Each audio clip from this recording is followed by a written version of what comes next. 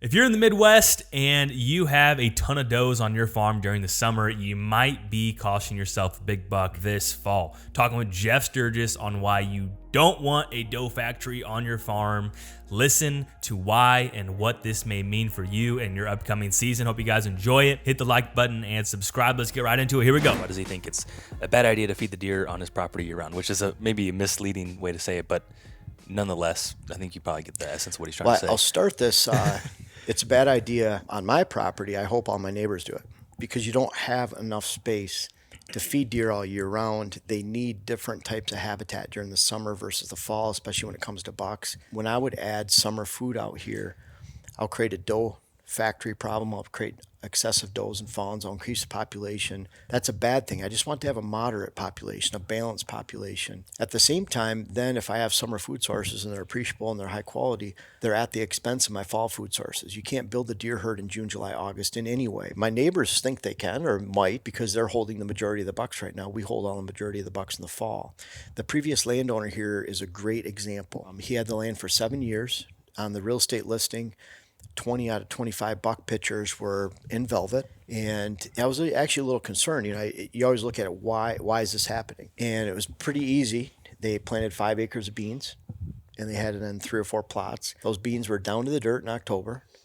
They had more does and fawns than bucks. For that, they had to rely on just random cruising in November. They weren't a herd influencer. They weren't capturing bucks during the fall. They weren't attracting them, holding them, advancing them to the next age class. So they weren't really doing any good, and they had over 300 acres. And so it was really limiting their potential success. So we got rid of the beans, got rid of the summer food, added, we had 8 acres of greens last year, which none during the summertime, and then we had 3.5 acres of corn on top of that. And so that allowed us to be the herd influencer in the area and build. We ended up finding 22 sheds on the property last year because of the corn, because of the greens we had. We had enough food lasting through. The summer food is, another thing too. We have lots of ag land around here. And so again, like I talked about with a previous question, if we're taking deer off that ag land to put in our little food plots, we're adding stress to the deer herd. That ag land is higher nutrition, higher volume. It's professionally manicured by the local farmers. Those deer need to be on there during the summertime. And then, so that's just ag land. People say, well, I live in the big woods up north. Well, the big woods up north, per John Azoga, per deer research biologist, there's 5 times more food in those northern settings than the deer can actually consume or need. So you think in the UP of Michigan, it's this big wilderness area. We're putting in food plots. We're helping the deer when really they have all the food they want. In the entire area, you're not doing anything to body weights, lactation rates. In fact, in areas with predators up north, during the summertime, what a disservice to the deer herd when you're attracting deer to these small plots that become predator traps for wolves and coyotes and bobcats and cougars. You're putting deer in a situation, young fawns in small food plots up north where there's predators. They don't need to be there. You're not doing anything good for the health of the herd, whether it's an ag land. The one exception is, say, Texas, where it's arid, maybe areas of Oklahoma, Arizona, where their limiting factor is the summertime. So that's when you can change. Everything's dry. There's hardly anything green. They're waiting for fall rains and winter rains. So completely opposite down there. But that's, we're talking 2-3% of the entire deer world. The rest of the world, where there's summertime, you think of all the food that must be in Georgia, Alabama, West Virginia, Kentucky, Tennessee.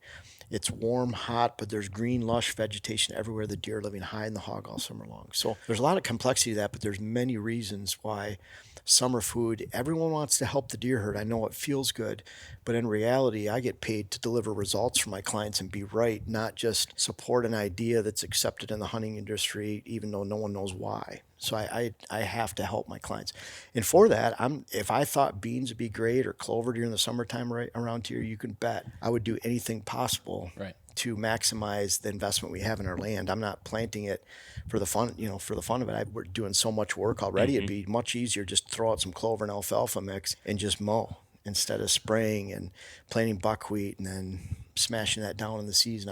I add a lot more layers because it's all geared towards October, November, December. And if you're hitting that well, then you're going to carry over into January, February, March well, and you're actually making an impact on the herd. Yeah. Along with that too, just think of a 40-acre parcel. Obviously, if there's 100 does and fawns on it, there's no room left over for bucks. And bucks don't like that stressful situation. The older they get, the more they want to remove themselves from that. So during a 10-day period, they're looking for does and fawns. But even then, they don't want a lot of stress. stress. They don't want to be around all those does. So what I found is, 40-acre parcel, you can only fit so many does and fawns. And that doesn't matter if we have 245 acres here. But what you find is if you have high quality fall and winter habitat and fall and winter food too and cover, then those does are typically just on the outskirts somewhere hitting summer food, whether it's in the woods, on the neighbors' fields. And then they slowly trickle back through October and November. And there might be almost all in the area in December. What I found is that there's a number of does and fawns that hits a balance. That you have this number of does, you're going to have this number of mature bucks or bucks in general focusing on your land.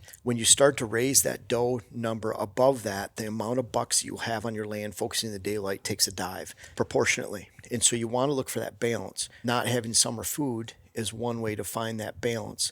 I find a lot of people that don't have enough tags to shoot enough does, but they're planting 12 acres of beans and summer food. And it's just exacerbating the problem. So they have to get rid of the summer food first, and then you find that they don't have to practice a lot of trigger control. Around here last year, I can honestly say we had more bucks on the property than does, and part of it's we didn't focus on that summer food. And we had lots of bucks. They want an area they can call their own. Now, if does and fawns aren't on the property, it tells you it's not attractive, and it's not going to attract bucks on either. The bucks are not there because of the does. They're there because the habitat's attractive, and if there's too many does there, those bucks won't be there. It's a hard concept for people to understand, but it's not that you're not going to have any does during the hunting season. It's just you want to produce a balanced herd. I strongly believed in QDM principles in the end of the 90s. I think I was member number 9,200 or something, and I think I joined in 98, 99. It always goes back to you want a balanced sex ratio as much as possible, balanced buck age structure, and a population maintained in balance with the habitat. So you're always going back to that. If you can find that balance, then you're going to have a great herd. And that's all relative. It depends, what your neighbors are doing and everything else. But a lot of times when you're adding those summer food, you're creating a problem for yourself if you're looking for balance.